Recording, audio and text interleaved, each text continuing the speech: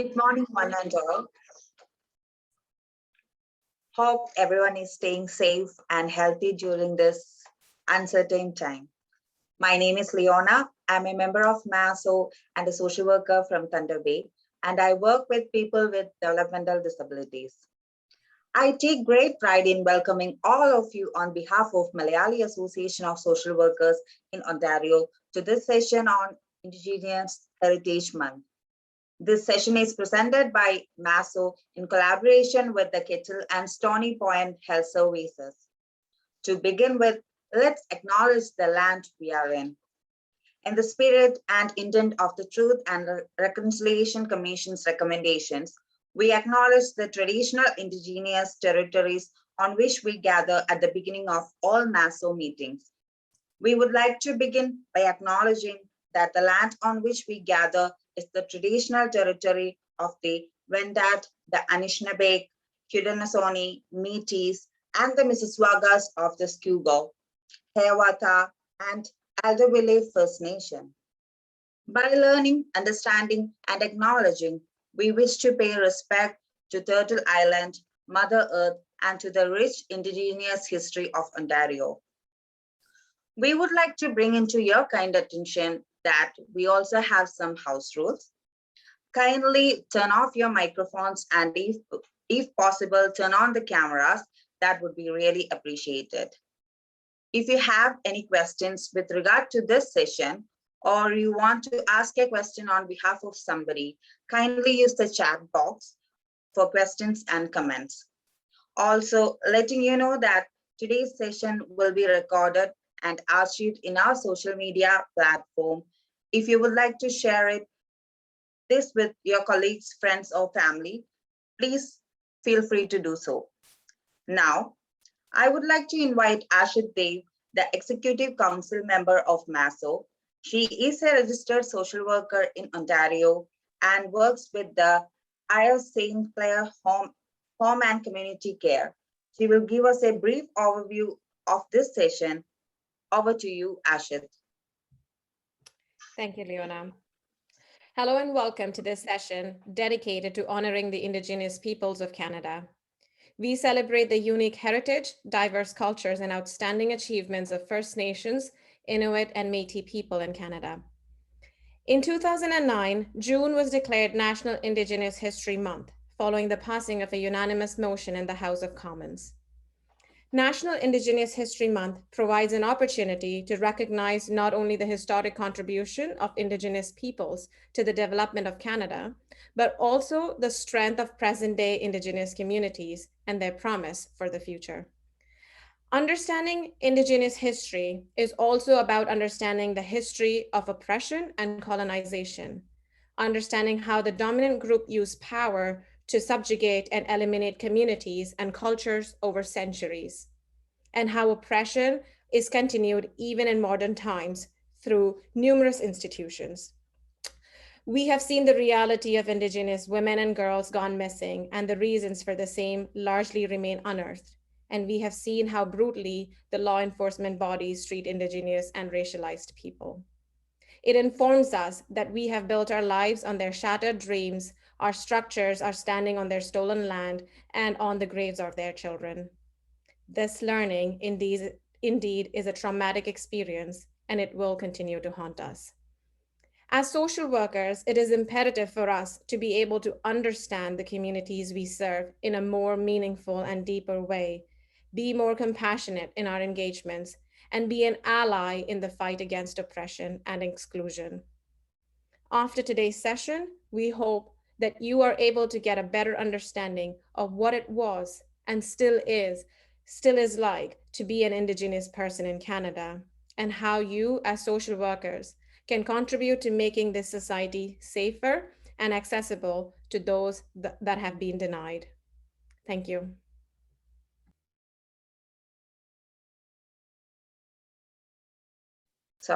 Thank you, Ashit. Without much ado, let me take the privilege to introduce the guest speaker of the session, and we are really honored to have him with us today. Mr. Doug George is from the Potawatomi and Ojibwa Nation of the Anishinaabe, the original people of Canada. His community is the Kettle and Stony Point First Nation, also known as Vivik Bidong in his language, and they are located on the southern shores of Lake Huron at Ipperwash Beach. He is the youngest of 10 children in his family, and his father is a survivor of the Mount Elgin Residential School. His mother is a survivor of the Indian Day School program, and he is a survivor of the 60s school. Mr. George have worked in the capacity of traditional healing and health programming for many years. Currently, he is working in his own community at the Kettle and Stony Point Health Center. Over to you, Mr. Doug George. Oh, thank you very much. Is everybody hearing me okay? Yep, okay. Well, bonjour, bonjour, and then when dagen I took show in Ibnes and Disney costs, the jail and do them. And it's not bad need and now we hope we're down and don't jump off Kettle and Stony Point First Nation, Shagan last sheep, or Jin called deck and the school again. Up to go to me what's random a business dow no go. You got I just want to say thank you to everybody for taking the time to listen to my words today. Just trying to do a short video with you in hopes of providing some education. It's a very difficult task in trying to put so many centuries of history into a little bit of time. I just wanted to just explain sort of the opening. So just to number one, let you know that our languages are still being spoken, despite the fact that the system has tried to eradicate those languages. The languages are still being spoken.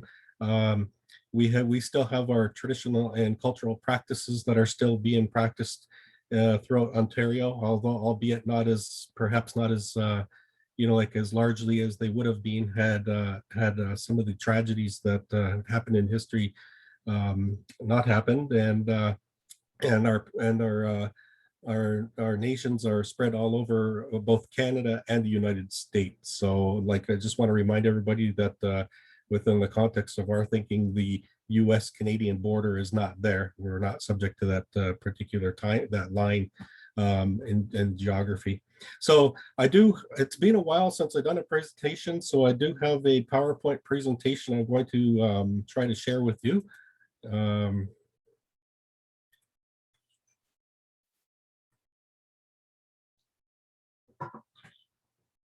Is that okay? You can see that? Okay, okay.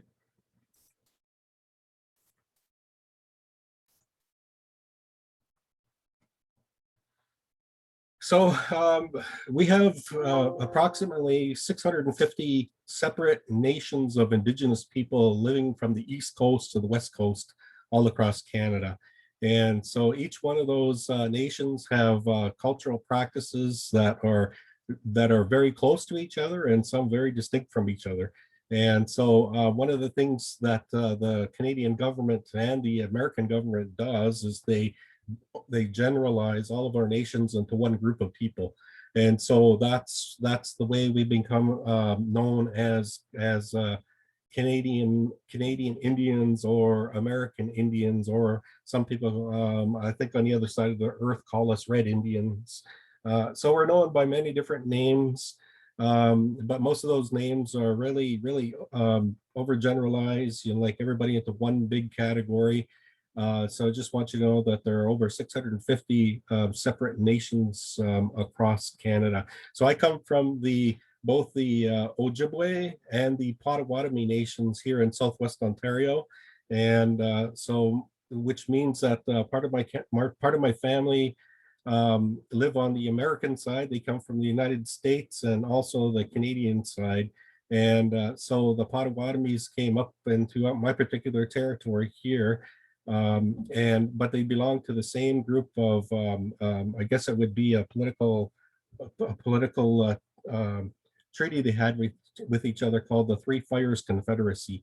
And the Three Fires Confederacy consists of the Ojibwe, the Potawatomi, and the Odawa nations in our area. And so that encompasses a large geography around the Great Lakes area. So very distinct cultures all across Canada. just want to just show you this culture-based integrated model from the Erie St. Clair lens that was developed in large part by some of the Indigenous committee members here. And it's a very good indication or a diagram just showing that everything works for us in circles. Everything works for us across various different stages of life from conception right until the time that somebody leaves the earth and goes back into spirit world. And so everything works in that context. So as you can see, whatever happens to the children who sits directly across from them are the parents, young adults, grandparents, etc. So this is sort of the mindset that we talk about when we're trying to explain things to people. You'll see that that belt that's wrapped around that circle on the outside, that's the white and the purple belt. That's the original Goswamta. They call it the Goswamta or the Wampum Belt, the first treaty that was ever created amongst the European nations. So that was with Britain and the Dutch nations there, which indicates and still shows that the original treaties were developed as a nation-to-nation transaction. And so we still have the belts and the stories today. They call it the covenant chain. And so we still bring out those belts to remind people that we're still a nation to nation, and none of the Indigenous people ever subjugated, like to the crown, their rights, although that's what the Canadian government will tell people that they did that. So quite often you'll see some of our communities, they talk about unceded territory, and unceded territory means they never subjugated those territories to the crown or the British or to the Canadian government. And that includes my communities here in Kettle and Stony Point First Nation.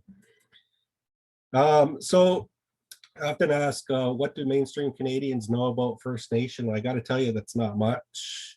Most of the information that Canadians have is really perpetuated through stereotypes and racism that's come across many centuries now. And so we're still, you can still go into Halloween stores and buy costumes of our people, and people dress up as Halloween, and like to do that. There's still a current battle going on with major sports teams about the use of logos depicting fierce Indian warriors with huge noses on them and tomahawks, and so these still perpetuate racism across both Canada and the United States today. It's getting better. So we're starting to get more allies. We call them allies across the nation. So allies are people who have taken the time to really research the history. So they've discovered that perhaps the history that they're learning in Canada is not a real factual and truthful history at all about Indigenous people. So they've taken the time to go and research their own history. And by research, I mean, they went to Indigenous communities, they came to our community, they come talk to us and get our perspective on what history means to them. Just to show you, in Ontario, in the province of Ontario, where some of the First Nations communities are located at. So these are in different political treaty affiliation areas, and from Southwest Ontario all the way up into the northern section. So if you were following a road, you would be able to follow this main road, Trans-Canada Highway, all the way around Thunder Bay. So north of Thunder Bay, it gets a little bit more difficult to drive. There's one that goes through Cochrane, and everything north of that, you have to fly in. So there are no roads to go up into those northern communities in this particular area. And even to get to Moose Factory, usually people have to either take a train or fly into that particular community. And here in Southwest Ontario, we are down here. I'm down in the south here, pretty close to London. I'm about 1 hour away from London and maybe about an hour away from Sarnia or the Blue Water Bridge. And so we're quite centrally located, I think, pretty close to the hub. It only takes us about 3 hours drive to get to Toronto. And so we can access things in the south quite easily, whereas our brothers and sisters in the northern areas, they don't have that same luxury as we do here. Many of you are aware of many of the things that inflict our communities, First Nations. So on a national level, Canada's First Nations communities are affected by high levels of poverty, unemployment, homelessness, accidental violent death, and especially youth. We have domestic violence issues. We have alcoholism, drugs. We have physical disease, except diabetes. Cancer rates are very high in our communities. If you ever come down this particular area, our sister community, which is located within the boundaries of the city of Sarnia, they're called Amjionong First Nation. Amjionong First Nation is surrounded by chemical plants. And so they're still doing studies in that particular community on cancer rates, and also altering of genetic, molecular structure kind of thing, with low birth rates of males in that community. So we're seeing, they're still doing the tests on that. We also have trauma and historical trauma. So historical trauma affects everybody, but quite often Canadians deny that those things exist. But with the recent history the recent history coming about in the news now, it's starting to affect many people across Canada, especially with the children being involved. Racism, including racial profiling, and also systemic racism. Systemic racism is still a very huge issue in Canada for our people. And that goes across all things such as policing. It's in the hospitals for medical care, everywhere.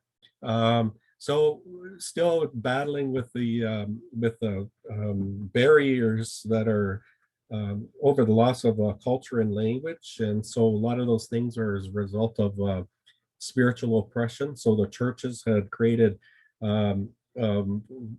awful stories, that have been perpetuated across many of the Indigenous communities. So a lot of our own people think to this day, despite all the abuse and trauma they went through in the residential schools, they still believe that if they practice their own traditional culture or speak their own language, then they're going to burn in hell. Because it's evil. It's an evil practice. And so many people, although their mind is telling them that, their heart is telling them, sorry, that that might not be true, the programming was so intense and strong that they still can't bring themselves to practicing their culture or speaking their language, because they're afraid that like the day they die, they're going to be burning in hell. Political issues and concerns, including the abrogation of Aboriginal treaty rights. So like I said, all these rights that we have as Indigenous people, Canadians don't learn about them, so they dub them as special rights given to us, but they're not special rights at all. If they were special rights, the Canadian government would have eradicated those rights years and years ago. The reason why they can't eradicate them is because their treaty relationships are nation-to-nation agreements, and also internal oppression. That's where people start internalizing the oppression, and they become the oppressors themselves within the communities. And also a breakdown in family and community units. So these are the result of all the historical trauma that many of our people are going through. These still exist today. I got to tell you though, with the alcohol and drugs though, this is going beyond the borders of First Nations communities. The drug culture is affecting entire communities, no matter what color you or nation you come from. So that's starting to spread like wildfire right across the nation here. The population of Canadian Indigenous people are very young. So we have very young populations. Many people are under the age of 35. So birth rates are approximately 2 to 3 times that of the general population. Mortality rates are higher. Life expectancy is about 10 years less than that of the average Canadian for males. I think the mortality rate has kind of gone up a little bit for the females. Over half of our people, they reside off the reserve. And you'll see me using Aboriginal people interchangeably because within the political system, they just don't know what to call us. They call us Canadian Indians. They call us Aboriginals. We're also called First Nations. and now we're called Indigenous peoples, and they can't get it right. So they will never come and ask us, what do you call yourself in your own language? And I'm glad you introduced us as Anishinaabe people, because that's our name. That's our rightful name in our language. We are the Anishinaabe people, the Anishinaabe people, which really loosely translates as the first lowered from the sky. So all of our creation stories always indicate that we came here. We were made from the earth, and we were taken up into the sky realm where our people were created, and then we were lowered through what's called a which was a hole in the sky, and the creator lowered us back onto the earth again, created from the same sustenance as the earth itself. So yeah, so that's where that interpretation comes from, like the first lowered man. So a lot of people will just say the original man kind of thing, original to this particular area. Also, there's been some advancement in education levels. The majority of Aboriginal people do not complete high school and are far less to pursue post-secondary education. So we have quite a few people that do get to that stage of level of education in post-secondary, but once they're there, they feel a heightened sense of loneliness, disconnection, and loss, because they're separated then once again from their family members, and they don't have a lot of support because they're coming from poverty. So they like they can't, like many Canadian children, they can't rely on family members to provide them with lunch cards and pay their rent, and and buy all these things to help them survive within the resident or the university school system, so that they can just concentrate on their education and not have to worry about trying to get jobs to survive and to eat when they get there. So Aboriginal people make up less than 5% of the Canada's total population, but they account for over 20% of the total prison population. Depending on which province you go to, those stats might be much higher. And so there's warnings, of course, by the United Nations about Canada reaching crisis proportions. So every time the United Nations does their scale on each one of the countries, Canada they're always in the top 10. However, when they put Indigenous peoples and Indigenous peoples plates and poverty and everything in there, Canada drops significantly down those scales. So that's the Canadian government does not like that when they separate the Indigenous populations out from those stats that the United Nations puts out. And so that's because Canada has lots of little secrets, we say. So Canada had a very, very clean, reputable reputation out in the world. They do help a lot of people all over the world, but they have their own little secrets that nobody has ever talked about. But those are starting to show, now. One of the stereotypes we have, or a lot of white people say, Indians will scalp you. Which means that they're going to cut off a portion of your top of your head with your hair, kind of thing. But a lot of people don't realize that the scalping laws actually came from the British. So the British actually were the ones who started the scalping. As a matter of fact, they offered 30 pounds for every male Indian prisoner above the age of 16 years brought in alive, or the scalp of the male Indians. Later on, they started offering money for the scalp of females and also babies. So for babies, they would take ears. If you could cut off the ears of the babies and bring those in, the British government would also pay you. So that's the British Scalp Proclamation. That's was in 1756. And I can't find any confirmation that has ever come off the records, because the provinces were fighting to keep that as part of history of Canada, kind of thing, right? But they don't teach that in schools, kind of thing, right? Also, Blacks were once refused entry into Canada based on their race and ethnicity. Many of the church groups charged a pew tax to Blacks that many couldn't afford. And so most would not allow Blacks to be buried in the same grounds as white people. And this is mostly on the East Coast. Canada forced Chinese immigrants to pay a $500 head tax in the early 1900s. European immigrants were exempt from that. From 1941 to 46, over 21,000 Japanese Canadians were moved. So now Japanese Canadians, these are not, they were already Canadians, they were here already. So they were moved under the War Measures Act to military camps in BC Interior and Alberta. So those who resided or resisted were sentenced to be incarcerated in a barbed wire prisoner of war camp in Angler, Ontario. So here in Ontario, Northern Ontario, we had a prisoner of war camp for Japanese Canadians who were already Canadian citizens, like as a result of the war, right? So over 350 South Asian passengers, many Sikhs on board of the Komagata Maru, were refused entry into Canada in 1914 and were forced to remain on that vessel. I do believe it came from Hong Kong, in Vancouver for 2 months until they decided to return to Calcutta after military threat. And so the mindset of Canadians at that particular time, or angry Canadians, lined the shore, concerned that the ship was beginning the flood of East Indian immigrants. But they wouldn't have used such nice terminology at that time, because the high amounts of racism that was in the country then. Which the reason why I'm telling you this is because this is the environment that Indigenous people have grown up in Canada. And so for our people here, the Indian conspiracy laws made it illegal for 3 or more Native people to gather together to discuss grievances against the government. And in fact, it was illegal for First Nation people to go to court to sue the government of Canada without previous permission from the government of Canada itself. So a lot of people wonder, why didn't your people do anything? Why would you just stand there and take all this stuff like this? As you can see, many things were conspiring against them to prevent them from doing these, including the laws of Canada. And as a matter of fact, it wasn't until March 10th, 1960, through an amendment of the Canada Election Act, that Indigenous people across Canada received the right to vote.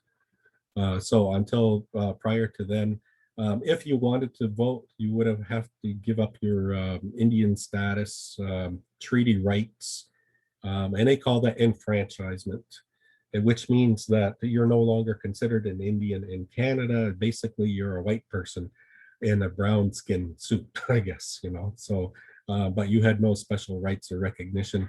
If you wanted to go to university, you have to enfranchise and give up your treaty rights and your Indian status. If you wanted to become a lawyer or law, you have to give up your treaty rights and status. So there's many things that the Canada had that impeded people from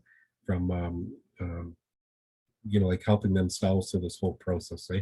I'm just going to skip over that. I just already went over that. So today, many people still don't know what to call us, and that's probably going to hang around for quite a while because it's so deeply ingrained in Canadian history. Right? So right now, Indigenous Nations of Canada is what they're called, and they're going between that and Aboriginal because Aboriginal is embedded within the Constitution of Canada. And so here are the Magna Carta of Indian rights. So that dark pink area along the eastern coast there, those were the original 13 British colonies.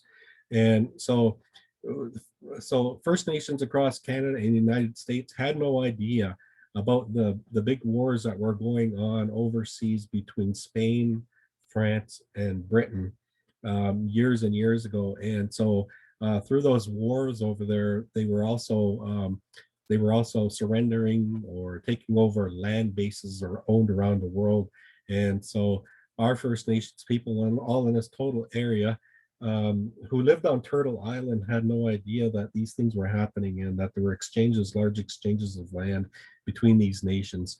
So as you can see in the orange area, that was all considered Spain, as well as the state of Florida. Indigenous people at one time sided with the British during their fight with the French. And as a result, the British gifted, so I say gifted because a lot of people laugh at that because they gifted them back their own land. So all this area in the center around the Great Lakes goes through Quebec and all the way down, as you can see, this was called Indian Territory. And so no settlers were allowed in Indian Territory, unless of course they were criminals and they broke the law, then they banned them to Indian Territory.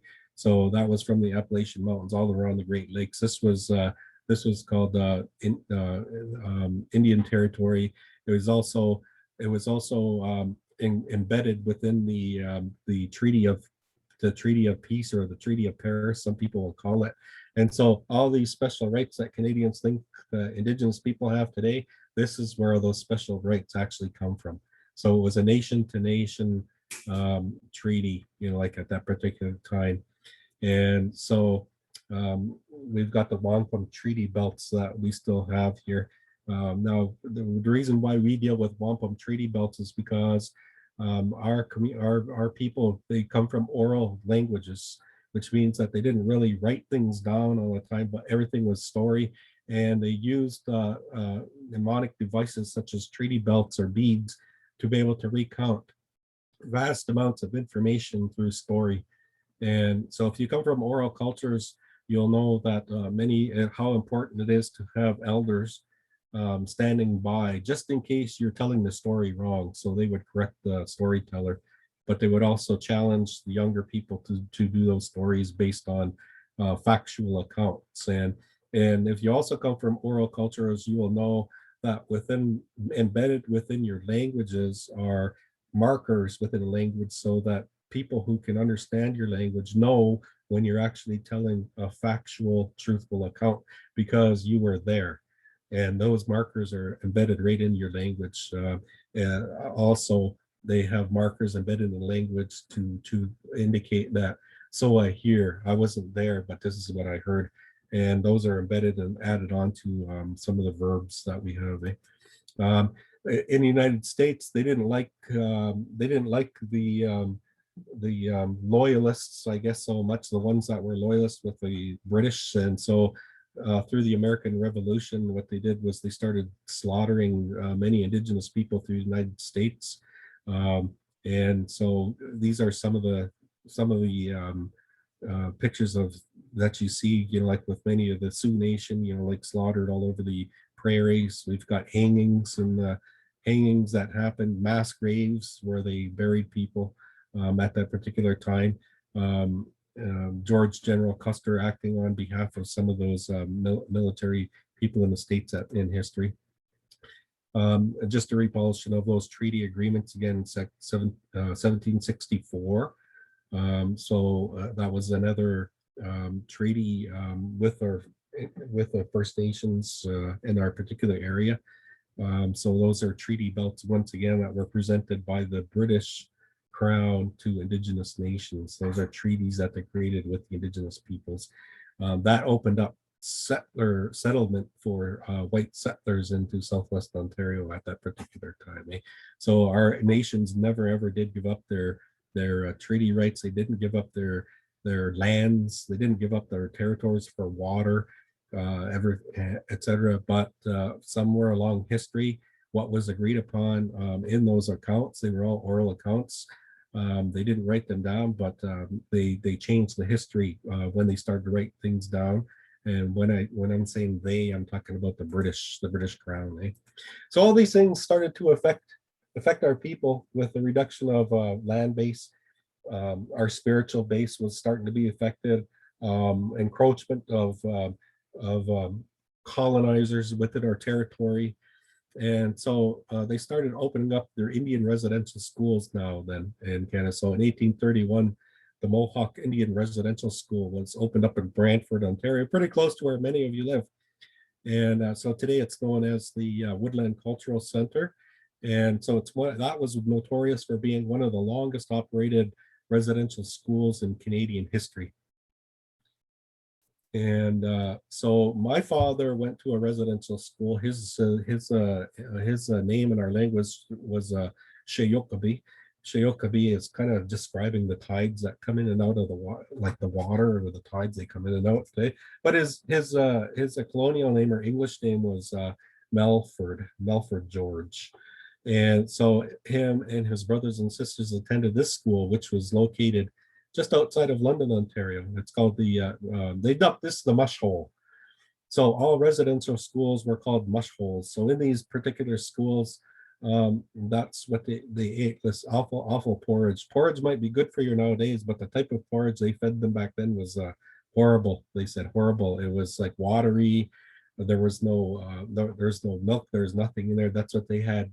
They had that day in and day out, day in and day out. That's they said. It seems like all they ate was mush, and so all the children had to work on the farm. So the priests and the nuns that ran the school, they used all the produce from those farms to sell, to purchase like what they needed to run the school. Sold the produce to local areas, and but the children were never fed any of that healthy food that they grew. So they were eating deteriorated food quite often. Like they would have to scrape maggots off of some of the meats. They would be spoiled, like spoiled produce that they would make them eat. The girls say that they had to serve the nuns and the priests up on, they say, the third floor, where they were treated as servants to them. So, and at that time, they were eating the finest. The finest of all the food is what they ate while the kids were downstairs eating garbage, kind of thing. And so that's what my father's stories also confirm that, like with here. And so the boys had to work on the farms. They'd wake up early in the morning until late at night. They would have to work these farms. And so that was basically, they say they were being, the government would say, or the churches would say, that the people were being educated and provided with skills. And albeit, they might have learned how to sew, and they might have learned how to do some farming through that whole process, but the education system, that they received in these schools was not a very good one at all. Lots of abuse, and et cetera, et cetera. So, and of course, it was, you see all the controversy around Toronto and Niagara Falls area right now with regard, in Hamilton, I guess, especially with people pulling down statues right now of the first Prime Minister of Canada, which is Sir John A. Macdonald. And as you can see, although a lot of people have very good, I guess, historical memories of Sir John A. Macdonald, Indigenous people do not. So Indigenous people remind everybody that he described the goal of his policy to do away with a tribal system and assimilate the Indian people in all aspects with the inhabitants of the Dominion as speedily as they are fit for change.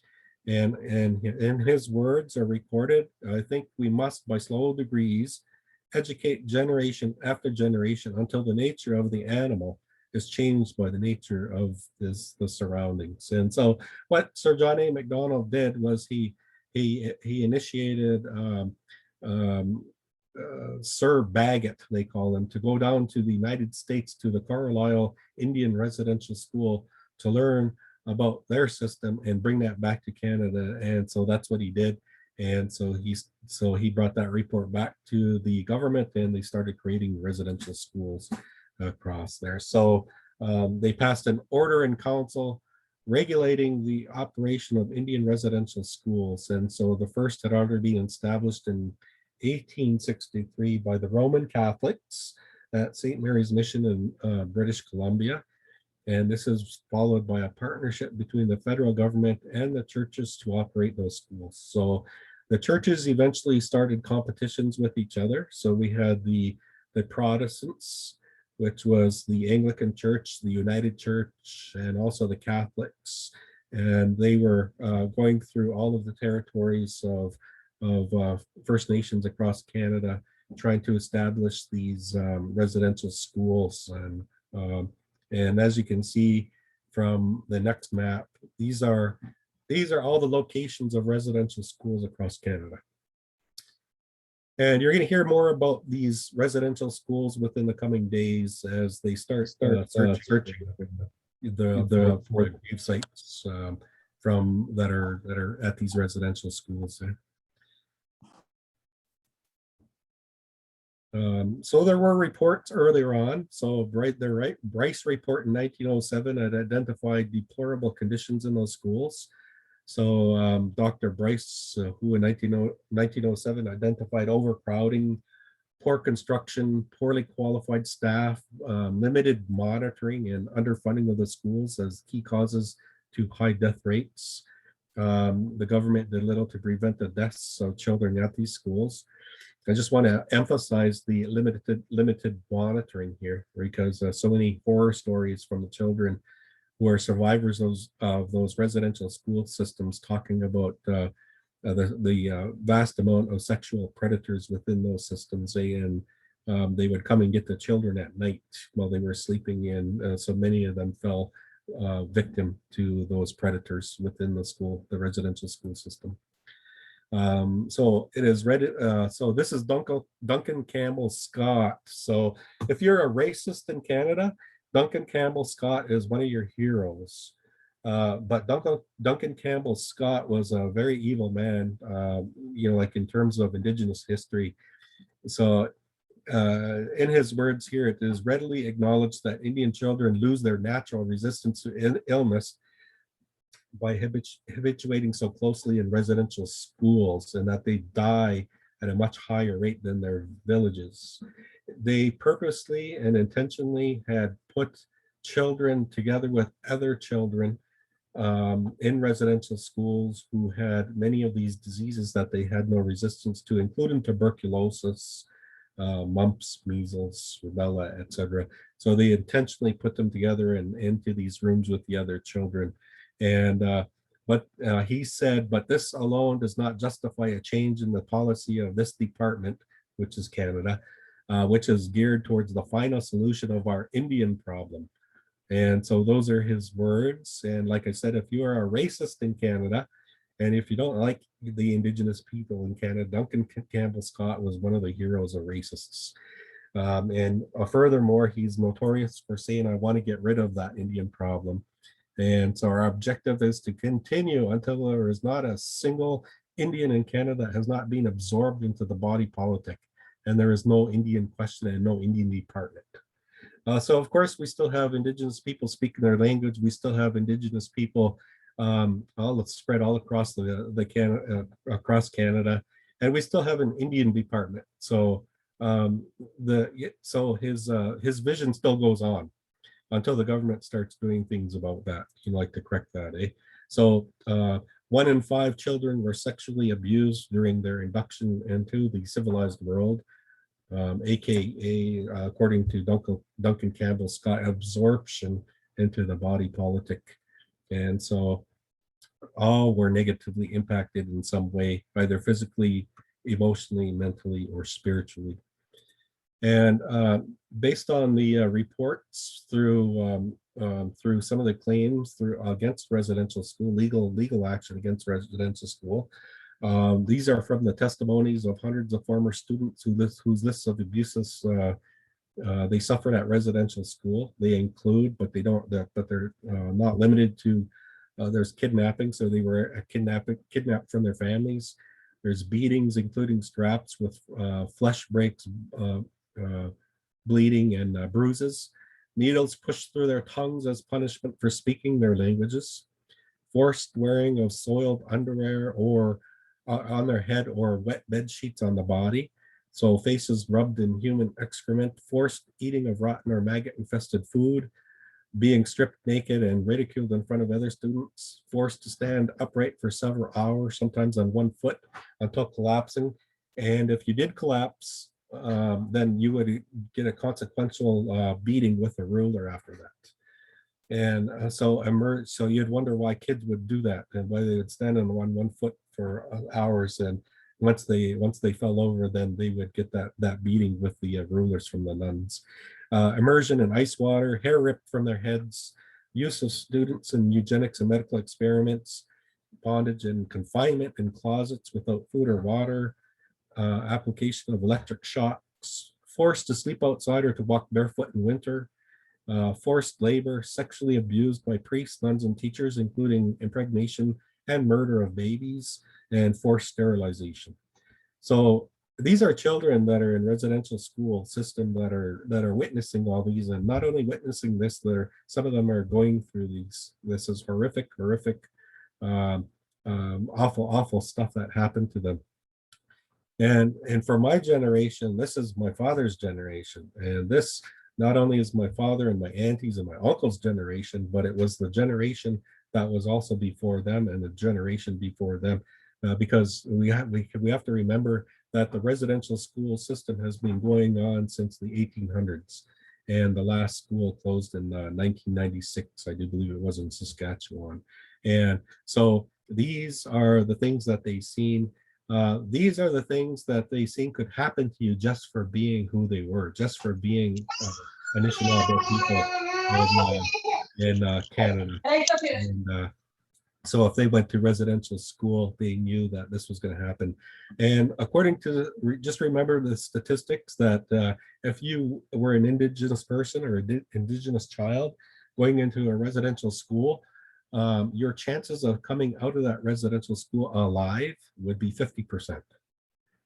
So, and that's astounding, and what's more shocking and astounding to me is that many Canadians just go, well, that's history, like, what are we to do about it, kind of thing.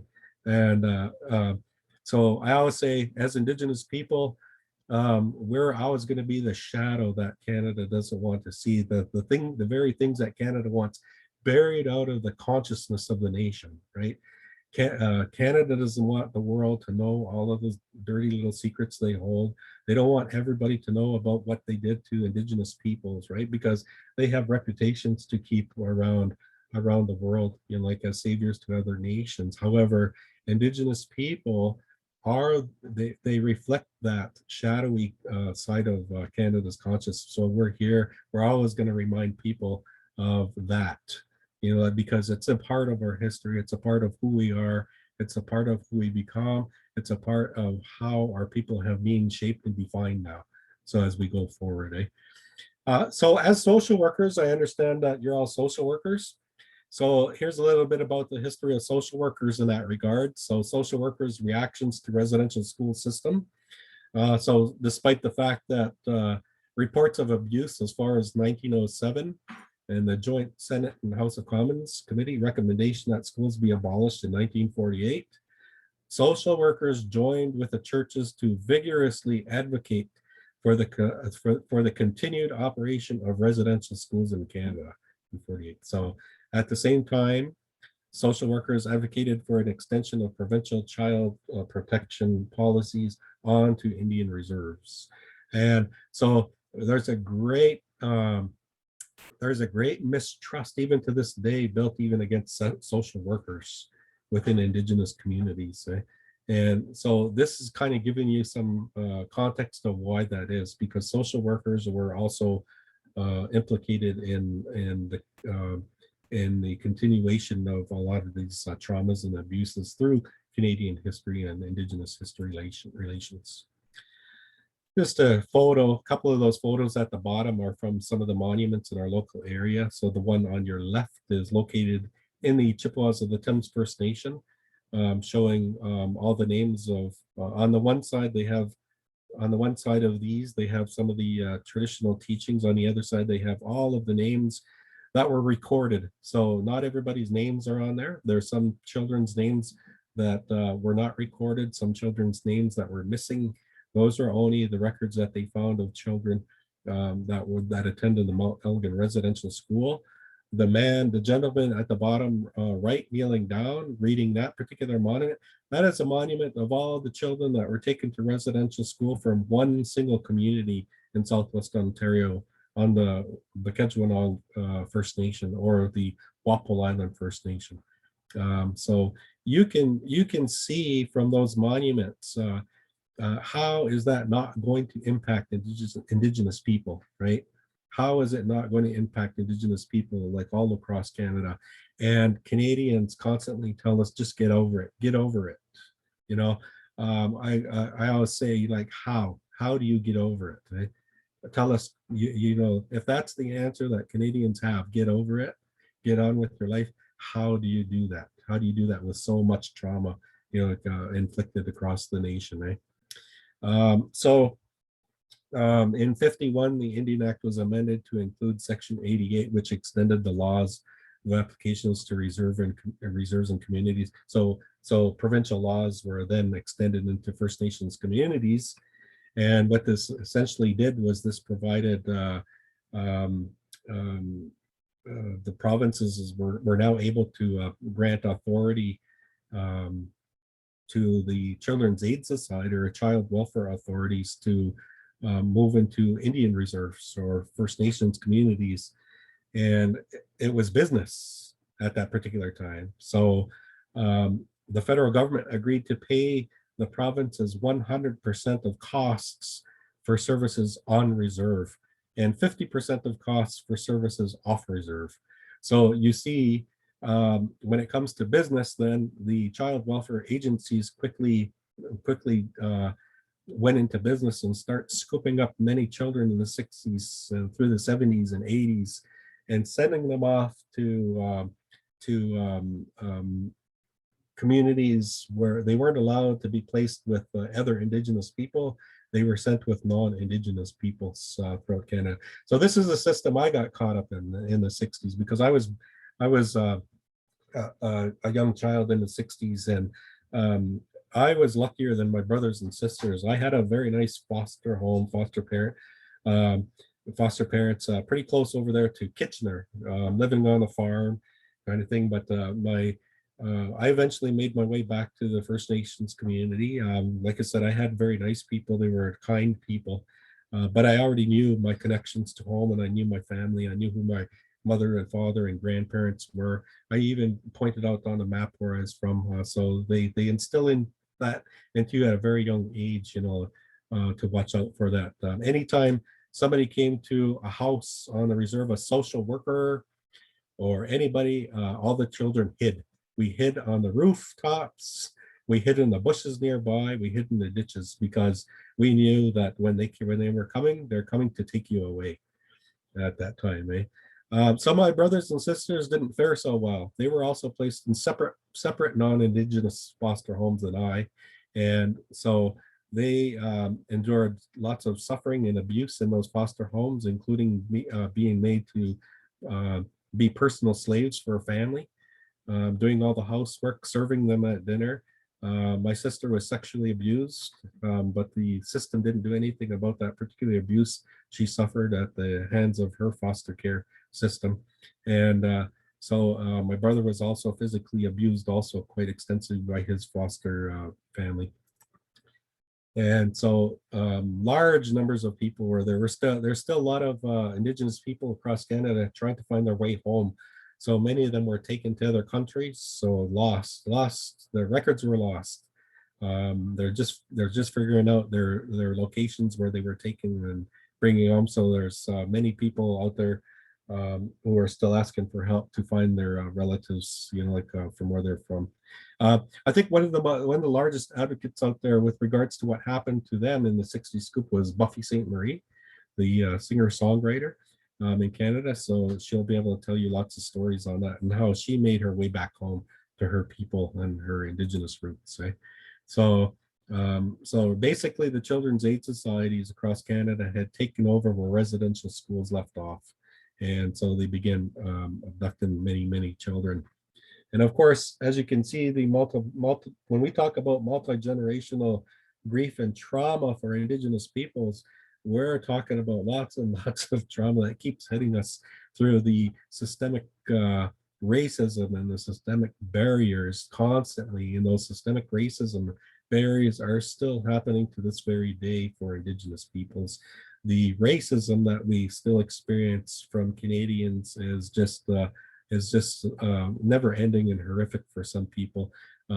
We have a community member just the other day who overheard a conversation about somebody talking about the children's grave sites that they're finding in residential schools and how they think that's, in their words, part of my language, but they're saying it's a bunch of fucking bullshit that Indians just want to get paid again, kind of thing. So this is, like you're going to get various different types of degrees of these racist attitudes, like from Canadians.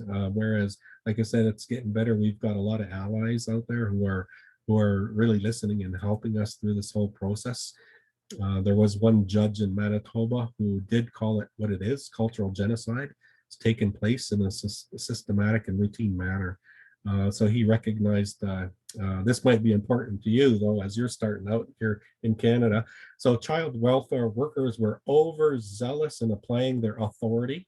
So the workers were well-intentioned but misguided. And the appalling reality is that everyone involved believed that they were doing their best and stood firm in their belief that the system was working well. One of the problems with this misguided, well-intentioned service to Indigenous people, especially, is that they fail to consult with Indigenous people themselves, and so now we're left to deal with the aftermath of all of that in our communities now. And so, you know, like I mentioned that I'm not going to go over that, but just know that the rights of Indigenous people are protected under Section 35 of the Constitution of Canada. So they're in there. We are starting to see our people go back to their traditional clan structure systems, their traditional teachings once again, to start to revitalize what has been taken away from them. So we come from large clan systems here in Ontario, and there's laws and that pertain to how we act and conduct ourselves within those clan structures. I think recently Canada had announced that it's allowing Indigenous people to register under their Indigenous names now. So prior to this, we couldn't register; we had to use our colonizer names with that. So this quote here comes from one of the Indigenous healers that I really admired and looked up to when he was alive. He said, people often speak of spiritual entities called guardian angels. And so these items, which are sacred items, we call them, these items are called Jironan in our Anishinaabe language. They're sacred items to us, and these are our guardian angels. So when Indigenous people are going through lots of stress, when they're helping each other out, when they want to petition to spirits or for spiritual intervention, quite often they'll pull out their sacred items and they want to use those. It wasn't too very long time ago that the RCMP would arrest them for doing this. If they pulled out any of these sacred items in Canada, they would be arrested and thrown to jail. And so today we're dealing with systemic racism where many institutions will still not allow us to use our sacred items, like when we want to. But Indigenous people now are really starting to push back and challenge all of those racist policies that are grounded deep within Canadian culture now, as we see. And so resiliency and risk. So it appears that factors that increase to impair emotional stress and thoughts and suicide in Aboriginal youth, like they got boredom, nothing to do. They worry about violence at home and at school, an indication of a previous experience with physical abuse. Lately, many of our youth are worrying about the racism across Canada, the blatant racism that they're experiencing, and negative feelings about their bodies, about how they look, like as Indigenous people. Sorry.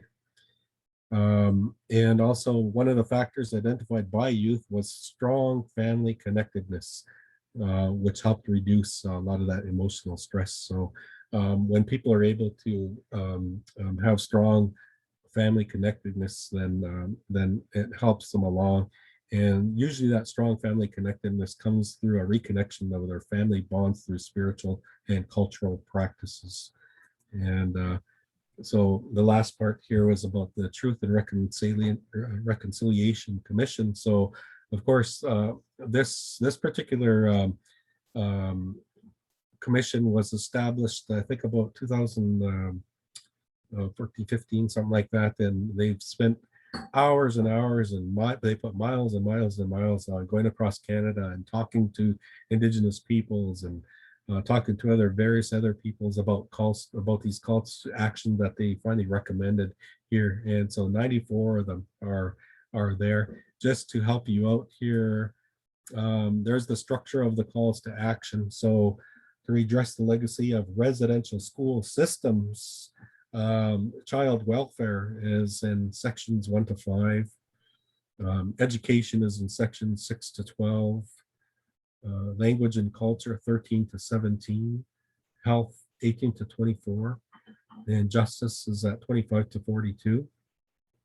And also they outline some of the things to advance the process of Canadian reconciliation.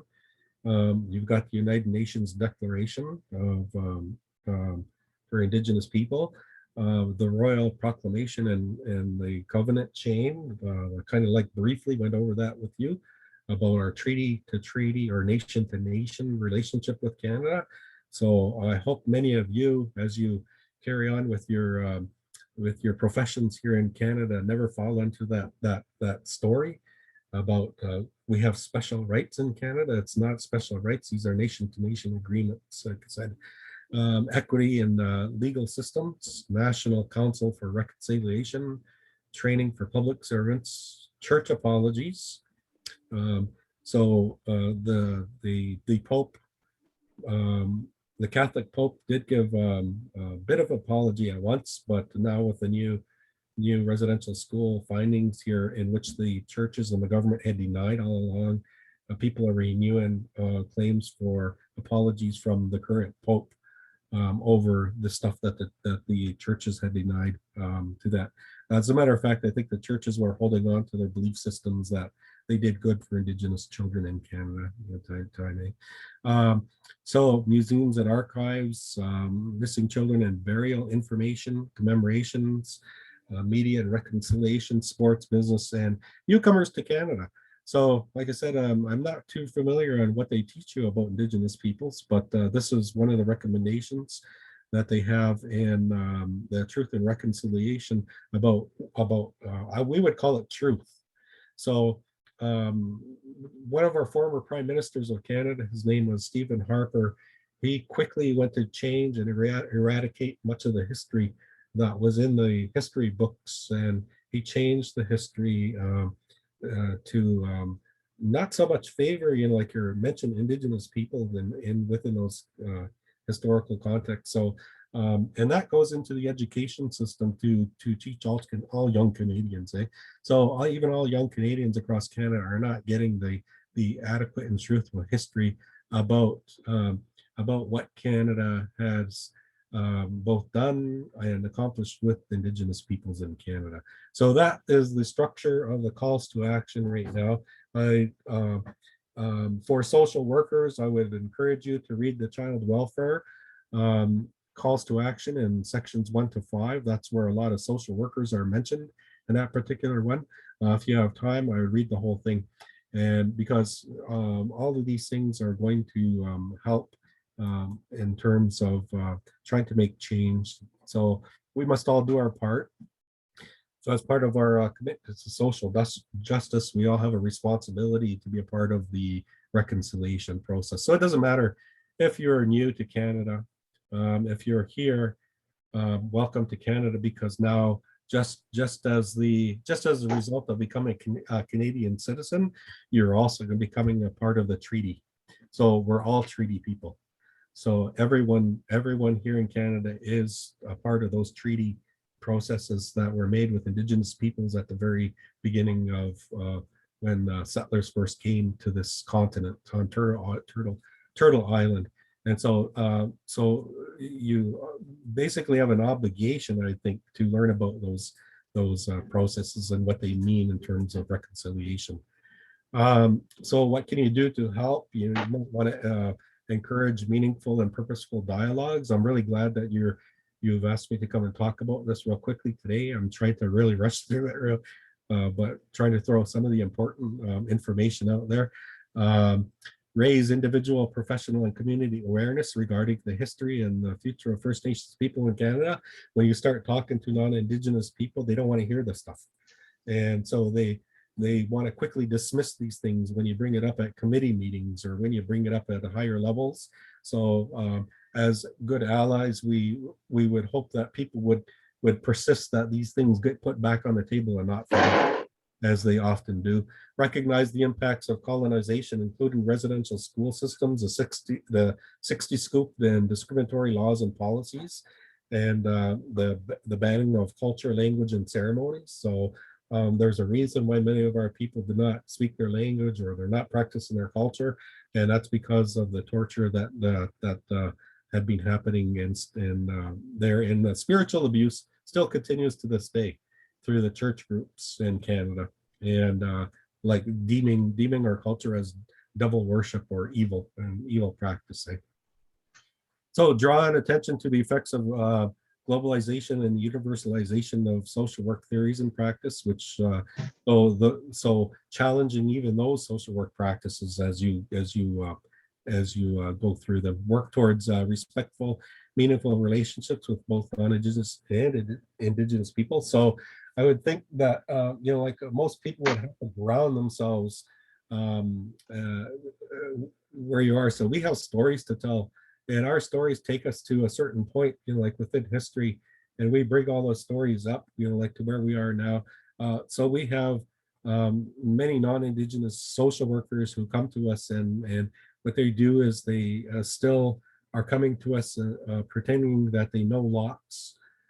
They try to recite Indigenous history and culture to us, and which is not a good thing, right? So they're not grounded in their own history and their own theories.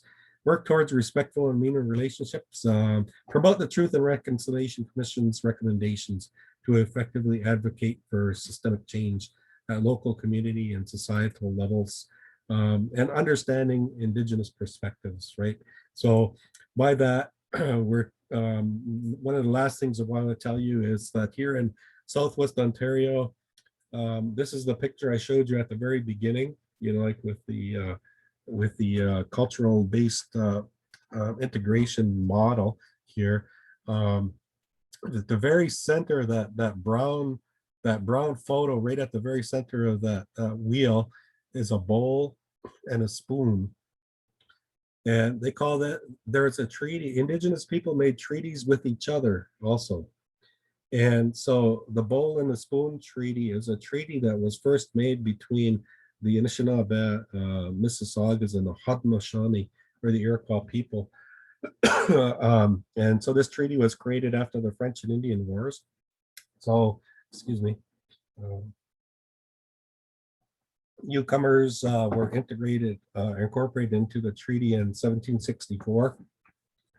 So the bowl represents what is now Southern Ontario, signifying the importance of sharing and working together. And this is represented in the notion of having one dish and one spoon. And most of our people were hunters and trappers that, in the while back. So they knew about conservation and not going crazy and destroying the land and destroying all of the things that they relied on for life. And so this is one of the concepts we're trying to get across non-Indigenous people, is you can't go about destroying everything, for the sake of profit and destroying people. And you can't keep doing that. And as a matter of fact, warnings are coming out constantly from Indigenous nations all over the world about that. And so it's making sure that we have an obligation and a responsibility to ensure that that bowl is never empty, and that we take care of that bowl with each other, right? So that everybody is looked after who are here. And so just once again, just for the fact that you're living in Southwest Ontario, you are a part of that bowl and spoon treaty process also. And so I just wanted to end up this particular talk with that particular treaty process here. And those are just a few of the things that I wanted to remind everybody. I don't think they remind you that through your education in Canada. I don't think they remind you that either. Like I heard some of you saying that you're recent here to Canada, not very long ago. I don't think they teach you anything about treaty processes with Canada, within First Nations, etc. So that's it. That's my slideshow for you today. I hope that helped you gain some understanding, and I'll leave it up to you if you'd like to ask questions. Good morning to one and all. As we all know, the month of June is National Indigenous History Month, a time for all of us to appreciate the unique histories, cultures, and contributions of First Nations. It is also an opportunity for us to honor the contributions of the Indigenous communities that shaped the existing civilized Canadian society. So I think it's our key responsibility to value and recognize the identity and the spirit of Indigenous communities, which are deeply rooted in the land where we live. Dear friends, finally, I would like to take this opportunity to place on record our hearty thanks to Mr. George for sharing us his life experience that reflected on the recognition and reconciliation on Indigenous People Month. His words and experience itself show that how ardent he is in promoting the strengths and values of Indigenous community of Canada. Mr. George, we sincerely thank you for giving your valuable time that you spent with us, and we wish you good luck for your future endeavors. Mr. George, here we have some questions that my fellow social workers want to ask. So I would like to begin with a question.